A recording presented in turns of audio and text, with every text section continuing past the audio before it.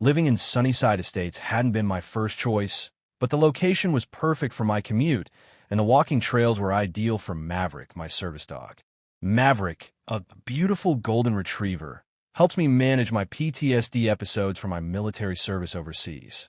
He's incredibly well-trained, always wears his service vest when we're out, and follows every command flawlessly. I know the Americans with Disabilities Act inside and out. It's essential when you depend on a service animal. Still, I never imagined I'd have to quote federal law to my HOA president. The first time I met Karen Whitfield, she carried a clipboard and wore a scowl that seemed permanently carved into her face. She introduced herself as the HOA president, her tone implying I should be impressed. "I don't recall approving a dog in this community," she said sharply, glaring down at Maverick, who sat obediently beside me. I calmly explained that Maverick was a service dog, not a pet, and was exempt from pet restrictions under federal law. She huffed, muttered something about people always finding loopholes, and walked off. I should have recognized the warning signs then. Over the following weeks, I received 3 violation notices. My grass was a 1/4 inch too tall, my mailbox was the wrong shade of black, and my trash can was visible from the street for 45 minutes after collection. Each notice carried Karen's elaborate signature, complete with a smiley face that looked more menacing than friendly. I complied with every demand, not wanting trouble, but I had a feeling these petty complaints were only the beginning. At the next HOA meeting, Karen proposed a new rule requiring all animals, including service dogs, to be registered with the board and wear HOA-approved identification.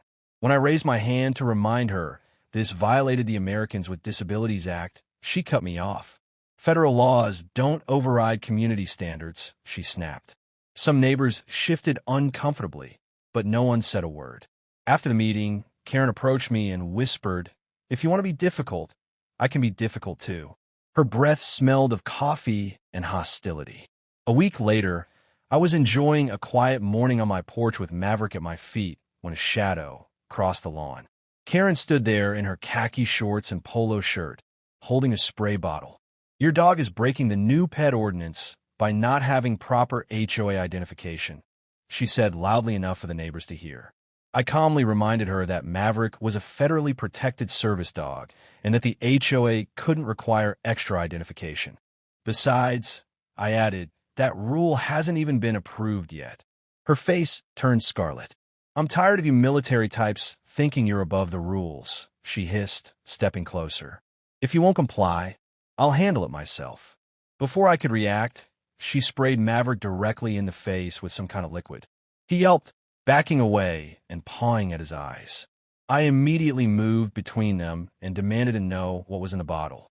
"Just vinegar and water," she said with a smirk. "It won't hurt him, but maybe now he'll respect authority."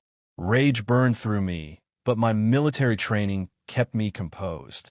I brought Maverick inside, rinsed his eyes thoroughly, and made sure he was okay.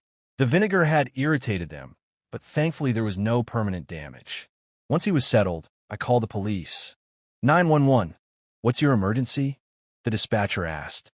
I reported the assault on my service dog, noting that interfering with a service animal is a federal crime. 20 minutes later, 2 officers arrived. I explained everything, showed Maverick certification and training documents, and pointed to Karen's house. One officer took my statement, while the other went to question her. From the window, I saw her gesturing wildly, her face twisted in outrage. The officer looked unmoved. When they returned, they told me Karen had admitted to spraying Maverick, but claimed she was enforcing community standards. The officers explained they had informed her that interfering with a service animal is a federal offense under the ADA, punishable by fines and jail time. Her actions also qualified as animal cruelty under state law. They were placing her under arrest and asked if I wanted to press charges. I didn't hesitate. Karen was led away in handcuffs, shouting about how she'd have me evicted and how the neighborhood would turn against me. Neighbors came out to watch.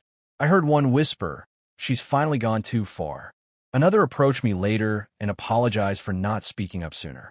"We've all been scared of her," she admitted, glancing at Maverick, who was calm once again. The legal process moved fast. Karen was charged with interference with a service animal, animal cruelty, and harassment. Her first court appearance was a spectacle. She arrived in designer clothes with a lawyer who grew visibly uneasy as the evidence piled up. The judge was firm, emphasizing that community rules never override federal law, especially when it comes to disability rights. While awaiting trial, the HOA called an emergency meeting. I attended with Maverick, and nearly every homeowner showed up. The vice president proposed a vote of no confidence in Karen's leadership, citing her reckless actions that exposed the community to legal risk. The vote was unanimous. She was immediately removed from the board, her nameplate missing from the table. In court, Karen eventually pled guilty to a reduced charge to avoid a longer sentence. She received 30 days in county jail, a $5,000 fine, 200 hours of community service at an animal shelter, and mandatory disability rights education classes. As the judge read the sentence, Karen's face cycled through shock, anger, and defeat. "But I was just enforcing the rules," she said weakly. "The most important rule, Ms. Whitfield," the judge replied, "is to respect the law of the land, which protects service animals and those who depend on them."